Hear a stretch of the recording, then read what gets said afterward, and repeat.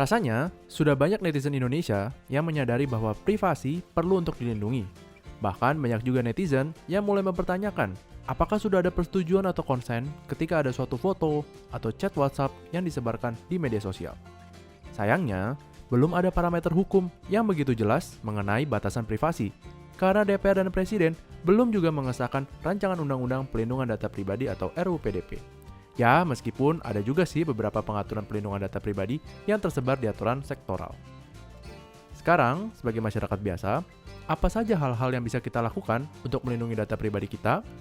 Pertama, sebagai pemilik data pribadi, sebaiknya kita menjaga kerahasiaan data pribadi, terutama data pribadi kita yang bersifat sensitif. Contohnya, data mengenai kesehatan, keuangan, pandangan politik, dan lain-lain. Salah satu caranya yaitu dengan menjaga akses publik terhadap data-data pribadi milik kita, dan pada tahapan tertentu, hindari oversharing. Misalnya adalah dengan membuat private semua akun media sosial yang kita miliki. Atau memberikan informasi sensitif hanya pada teman terdekat kita saja secara langsung.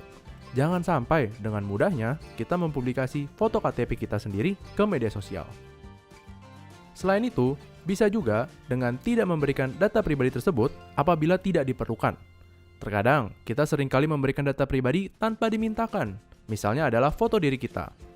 Pun dimintakan, pastikan bahwa data pribadi tersebut memang diperlukan untuk kelangsungan proses yang akan kita jalani. Misalnya, di dalam CV, boleh saja tidak dimasukkan dahulu gambar wajah kita. Tetapi, apabila akhirnya dipanggil untuk tes interview virtual, jika dimintakan, boleh saja kita untuk membuka kamera agar pihak pemberi kerja mengetahui apakah benar kita adalah orang yang dideskripsikan dalam CV tersebut. Kedua, ketahui dan kalau bisa, selalu catat ke pihak mana saja kita memberikan data pribadi yang kita anggap sensitif.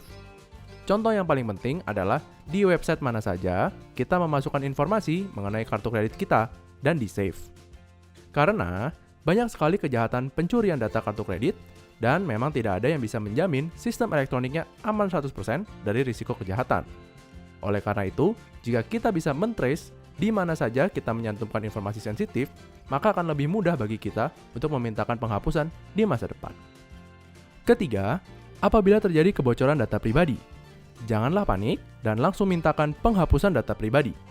Baik PPPSTE dan Perkominfo nomor 20 tahun 2016 telah mewajibkan penyelenggara sistem elektronik untuk menghapus data pribadi yang tidak relevan atau ketika dimintakan oleh pemilik data pribadi. Apabila ini tidak dilakukan oleh penyelenggara, pemilik data pribadi memiliki hak untuk menggugat penyelenggara tersebut. Demikian adalah beberapa tips yang dapat dipertimbangkan untuk melindungi privasi diri kita masing-masing. Semoga RUU PDP akan segera disahkan sehingga dapat memberikan kepastian hukum yang lebih bagi pemilik data pribadi. Jika tertarik mempelajari lebih lanjut mengenai aspek hukum pelindungan data pribadi, jangan lupa ikuti course dari Loophole Academy berjudul Pelindungan Data Pribadi dan Kebijakan Privasi. Sampai jumpa!